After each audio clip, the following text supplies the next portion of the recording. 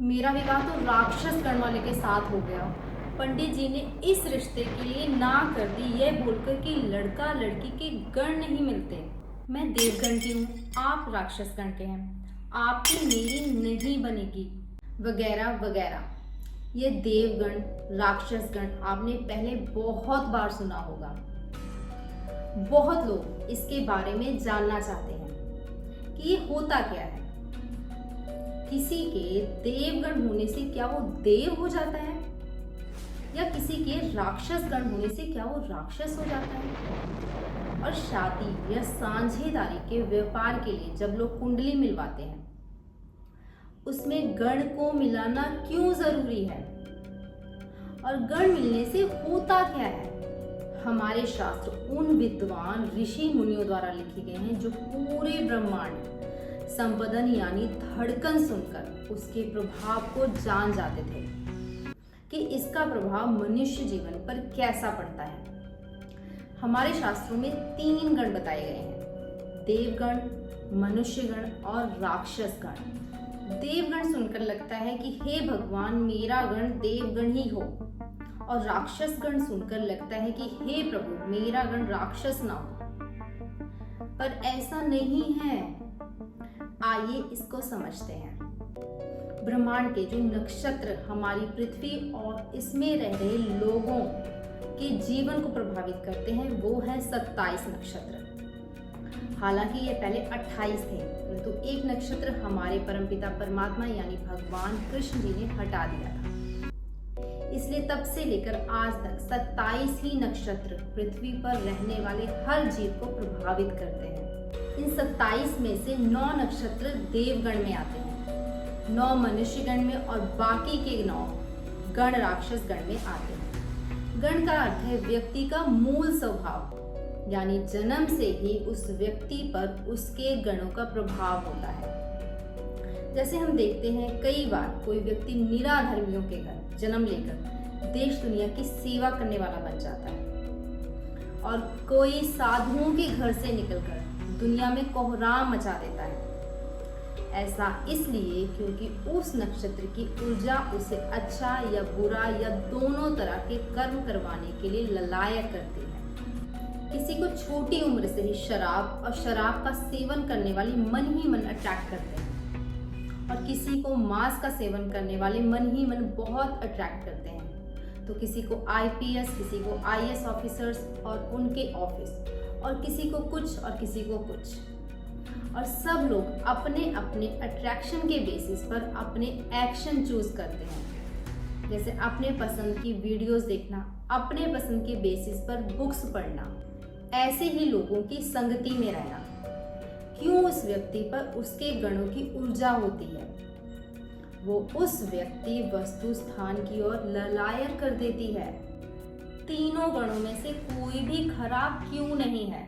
हमारे शास्त्रों में बताया गया है कि इस जीवन का सबसे महत्वपूर्ण लक्ष्य अपनी आत्मा को परमात्मा से मिलने का है, जिससे व्यक्ति यहाँ मृत्यु लोक में दोबारा जन्म ना ले। क्यों? इस संसार में जन्म लेने वाले हर व्यक्ति को जन्म से शुरू करके मरने तक किसी न किसी पीड़ा से गुजरना ही पड़ता है। इसलिए ये तीनों गणों का मुख्य स्वभाव है देवगण वाला व्यक्ति बिना किसी शंका के पूजा पाठ करे, पूरे त्याग की भावना से जीवन यापन करे।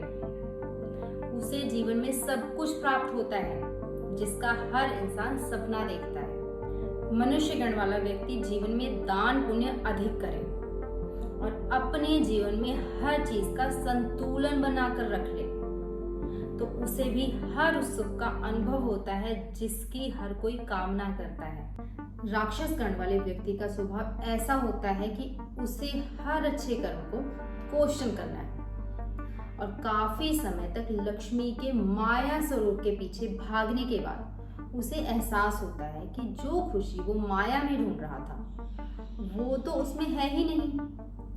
अब वो दोबारा शुरू से शुरू करके वही पूजा पाठ और दान धर्म के रास्ते को चुनता है, परंतु चूंकि वो सारे अधर्म कर चुका है और उसे उस चीज का पक्का पता है कि उस खुशी में वो बात नहीं है, तो वो पूजा पाठ और दान धर्म के रास्ते पर देवगण और मनुष्य गण वाले से अधिक पक्का होकर चलता है।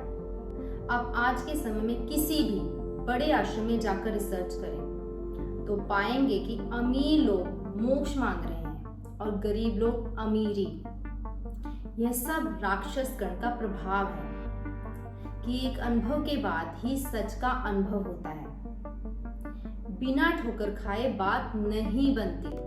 अब ये सब शादी विवाह और साझेदारी के व्यापार में कैसे लागू होता है? चूंकि गण व्यक्ति का बेसिक स्वभाव, उसकी पसंद नापसंद डिसाइड करते हैं, तो दो लोगों के जीवन पर साथ रहने की कसम खाने से पहले ये देखा जाता है कि दोनों का मूल स्वभाव आपस में मेल खाता है कि नहीं। जब कुंडलियां मिलाई जाती हैं तो 36 में से 6 अंक सिर्फ गण को ही दिए जाते हैं, यानी आपके गण आपके पार्टनर से मिलते हैं कि नहीं। इसी बेसिस पर 6 या उससे कम अंक दिए जाते हैं। अगर किसी देवगण वाले का विवाह देवगण से होने वाला हो तो उसे 6 में से 6 अंक माना जाता है।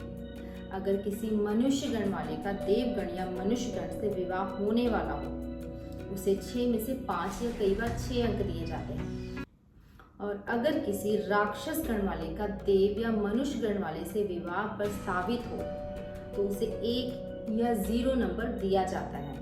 इसका अर्थ ये कदापि नहीं है कि इनकी शादियां नहीं सफल हो सकती। इसका अर्थ यह है कि इनको दिक्कतें ज़्यादा आएंगी और कई बार ज़्यादा दिक्कतें व्यक्ति के मनोबल को तोड़कर उसे रिश्ते से बाहर निकालने का काम कर देती हैं।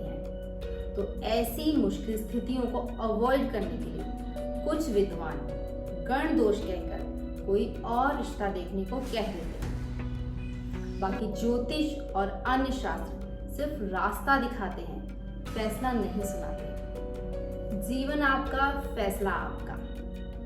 अगर आपको ये जानकारी अच्छी लगी तो वीडियो को शेयर जरूर करें और ऐसी और भी जानकारी के लिए चैनल को सब्सक्राइब करें। हर पल हर श्वास नारायण नारायण।